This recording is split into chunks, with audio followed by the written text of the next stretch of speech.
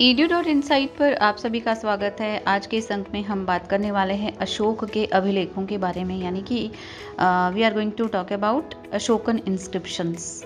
तो दोस्तों, जब हम अशोक के इंस्क्रिप्शंस के बारे में बात करते हैं, अशोक के अभिलेख मौर्य काल के इतिहास को जानने के लिए हमारा सबसे बहुमूल्य स्रोत माना जाता है। इन अभिलेखों को अशोक ने साम्राज्य के महत्वपूर्ण स्थानों और राजमार्गों और चट्टानों, स्तंभों और गुफाओं पर अंकित करवाया था, और ऐसा करने वाला वो भारतीय इतिहास का पहला शासक माना जाता है। उसके ये अभिलेख ईरान के शासक डेरियस प्रथम से मिलते जुलते हैं। हाँ जी, आपको याद रखना है कि उसके जो ये अभिलेख हैं वो ईरान का जो शासक था डेरियस प्रथम, उसके अभिलेखों से मिलते जुलते हैं। ये अभिलेख अधिकतर ब्राह्मी लिपि में लिखित हैं। उत्तर पश्चिम भारत में स्थित शाहबाजगढ़ी और मानसेरा के अभिलेख खरोष्टी और अरामाइक लिपियों में मिलते हैं। और उधर हम बात करें अगर कंधार अफगानिस्तान की, तो कंधार अफगानिस्तान में मिलने वाले अभिलेख की भाषा यूनानी और अरामाइक है, यानी कि उस तरफ के जो अभिलेख है वो यूनानी और अरामाइक से प्रेरित है। इन अभिलेखों में केवल 2 अभिलेख जो कि मास्की और गुर्जर स्थानों से प्राप्त हुए हैं, उसमें अशोक के नाम का वर्णन आता है, और शेष अभिलेखों में उसे देवा नाम प्रिय, यानी कि देवताओं का प्रिय, एवं प्रियदर्शी, यानी कि देखने में सुंदर के नाम से संबोधित किया गया है। इन अभिलेखों का मुख्य उद्देश्य अपनी प्रजा का पथ प्रदर्शन करना और उन्हें अंधकार से उजाले की ओर लाना था। अशोक के ये अभिलेख 3 प्रकार के हैं: अभिलेख, स्तंभलेख और गुफालेख। 1838 ईस्वी में ईस्ट इंडिया कंपनी के एक अधिकारी जेम्स प्रिंसेप ने ब्राह्मी और खरोष्टी लिपियों को पढ़कर अशोक के अभिलेखों को पढ़ने में सर्वप्रथम महत्वपूर्ण सफलता हासिल की थी। और अगर हम बात करें उसके प्रमुख अभिलेखों की, तो अशोक के प्रमुख अभिलेखों के बारे में हम संक्षिप्त रूप से यहाँ पर इसका वर्णन कर रहे हैं। सबसे पहले हम बात करते हैं 14 चट्टान अभिलेख, यानी कि 14 रॉक एडिक्ट्स के बारे में। अशोक के उपलब्ध अभिलेखों में उसके 14 चट्टान यानी कि अभिलेख जो है 14 रॉक एडिक्ट्स सबसे ज़्यादा विख्यात हैं।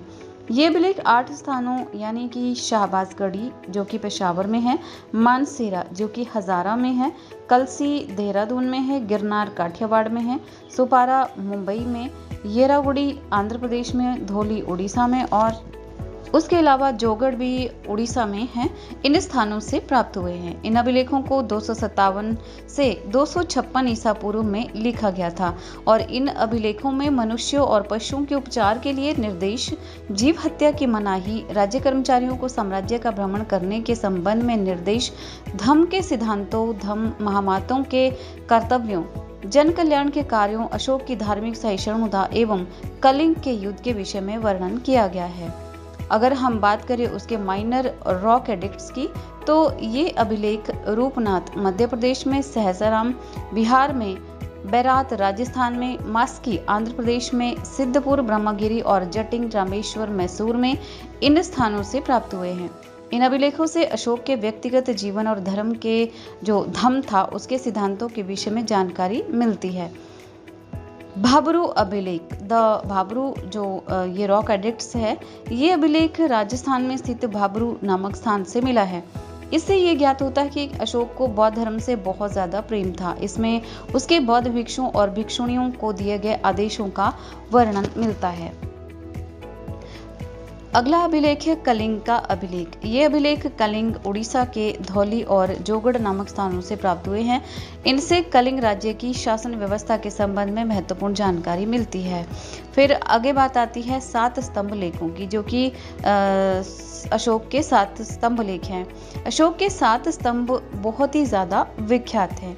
ये स्तंभ लेख हमें दिल्ली, मेरठ, इलाहाबाद, टोपरा जो कि अंबाला में है, लौरिया अराराज बिहार में, लौरिया नंदनगढ़ और रामपुरवा ये भी बिहार में है, इन स्थानों से प्राप्त हुए हैं। ये स्तंभलेख अशोक के धम्म के सिद्धांतों और उसकी शासन व्यवस्था पर विस्तृत रूप से प्रकाश डालते हैं। अगर हम बात करें उसके छोटे स्तंभ लेखों की, तो ये स्तंभलेख उत्तर प्रदेश में सारनाथ और प्रयाग और मध्य प्रदेश में सांची के स्थानों से प्राप्त हुए हैं। इनमें अशोक के धर्म प्रचार का और बौद्ध धर्म में पूर्ण एकता स्थापित करने के प्रयासों का वर्णन मिलता है। इसके अतिरिक्त बौद्ध संघ में फूट डलवाने वालों को दंड दिए जाने के विषय में भी वर्णन आता है। आगे हम बात कर रहे हैं तराई स्तंभ लेख के बारे में। ये स्तंभ लेख नेपाल के तराई प्रदेश में रुमिनदेई और निगलिवा के स्थानों पर मिलते हैं। इनमें अशोक की महात्मा बुद्ध के जन्म स्थान की यात्रा का वर्णन किया गया है।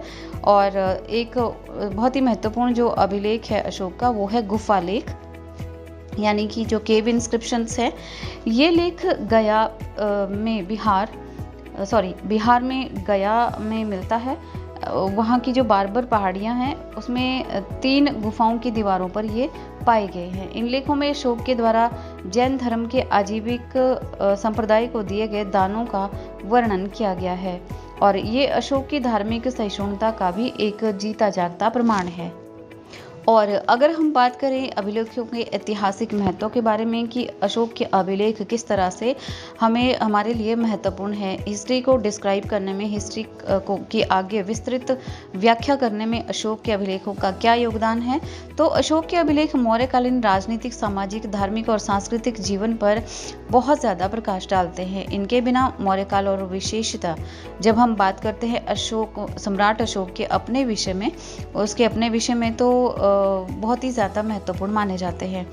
अशोक के साम्राज्य का विस्तार अशोक के अभिलेखों और स्तंभ लेखों से सर्वप्रथम जो हमें पता चलता है वो है उसके साम्राज्य का विस्तार कहाँ तक था।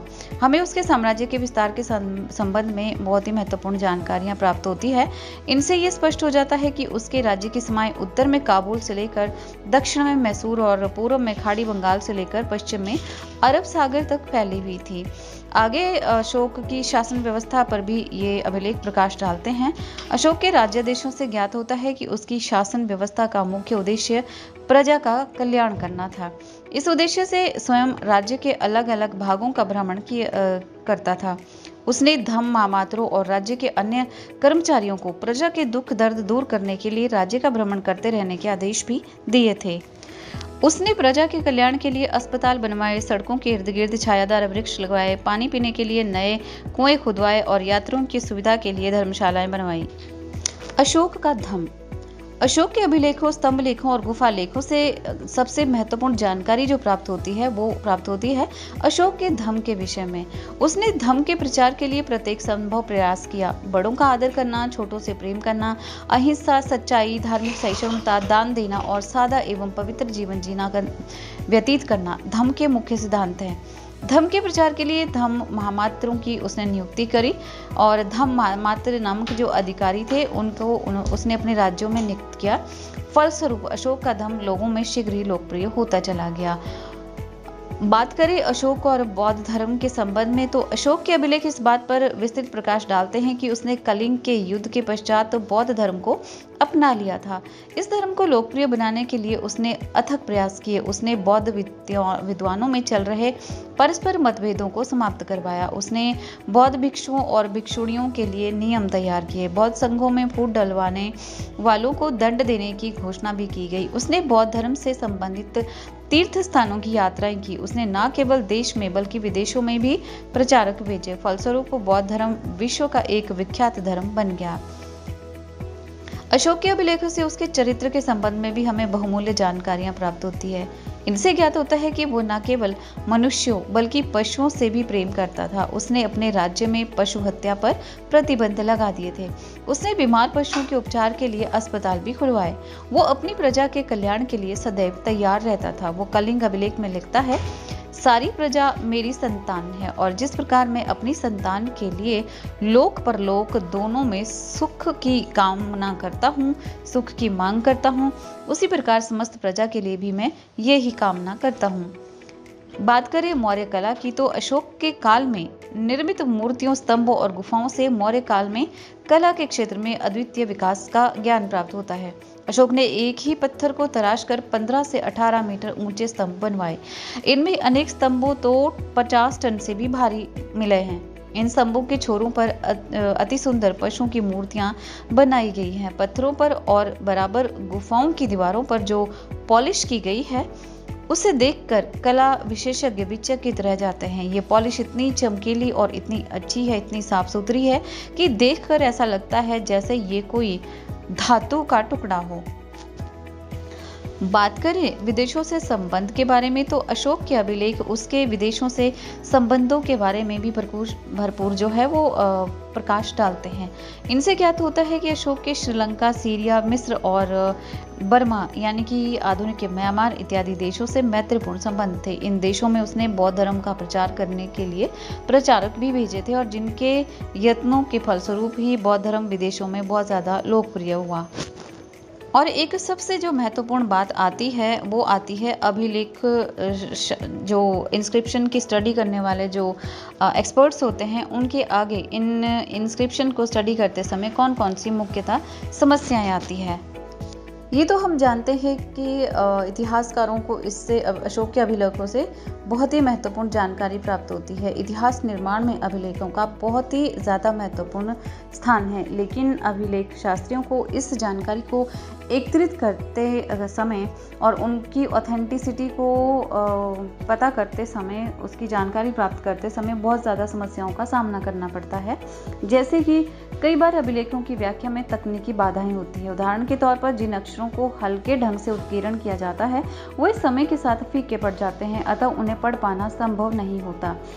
कुछ अभिलेख समय के साथ नष्ट हो गए हैं, अतः उनके अनेक अक्षर लुप्त हो गए हैं, अतः ऐसे अभिलेख शास्त्रियों के लिए बहुत बड़ी समस्याएं उत्पन्न करते हैं। कई बार अभिलेखों के शब्दों के वास्तविक अर्थ के बारे में पूर्ण रूप से ज्ञान हो पाना आसान नहीं होता है। इसका प्रमुख कारण यह है कि कुछ अर्थ किसी विशेष स्थान या समय से संबंधित रहते हैं। इसमें कोई संदेह नहीं है कि बड़ी संख्या में अभिलेखों की खोज की जा चुकी है, किंतु सभी अभिलेखों को पढ़ा नहीं गया है अथवा उनके अनुवाद नहीं किए गए हैं, अतः किसी घटना की वास्तविकता को जानना एक बड़ी समस्या बन जाती है। अभिलेखों में अनेक लिपियों एवं भाषाओं का प्रयोग किया गया है, अतः अभिलेख शास्त्रियों के लिए इन्हें पढ़ पाना एक बड़ी चुनौती बन जाती है। अनेक अभिलेखों में शासक का नाम की अपेक्षा उसकी उपाधियों का ही वर्णन किया गया है। उदाहरण के तौर पर अशोक के बारे में अगर हम बात करें तो अशोक के अभिलेखों में उसे देवानामपिय एवं पियदस्सी नामक उपलब्धियों से और उपाधियों से संबोधित किया गया है, अतः ठीक शासकों के नामों को जानना अभिलेख शास्त्रियों के लिए एक अन्य समस्या बन जाता है। अभिलेखों में कुछ विशेष ये महत्वपूर्ण व्यक्तियों अथवा घटनाओं का विवरण दिया जाता है, इनमें जनसाधारण से संबंधित कुछ उल्लेख नहीं मिलता, अतः अभिलेख शास्त्रियों के लिए लोगों के वास्तविक जीवन को जानने के लिए भी बड़ी कठिनाई पैदा होती है। और अभिलेख सदैव उन व्यक्तियों के विचारों को प्रकट करते हैं जो उन्हें बनवाते हैं, अतः अभिलेख शास्त्री अन्य लोगों के विचारों को नहीं जान पाते हैं। तो ये सभी जो है अभिलेख शास्त्रियों के सामने अभिलेखों को पढ़ते समय आने वाली समस्याएं हैं। तो दोस्तों, आज के अंक में आपने जाना अशोक के अभिलेखों के बारे में, उनके ऐतिहासिक महत्व के बारे में और अभिलेख शास्त्रियों के सामने अभिलेखों को पढ़ते समय जो आने वाली मुख्य समस्याएं हैं इनके बारे में। इसी तरह की तमाम जानकारियों को प्राप्त करने के लिए आप सुनते रहिए edu.inside। और अगर आपका कोई सुझाव भी है, आप कोई इस विषय में कुछ कहना चाहते हैं तो आप कमेंट बॉक्स में अपनी राय भी हमें दे सकते हैं। चैनल को लाइक, सब्सक्राइब और शेयर कीजिए।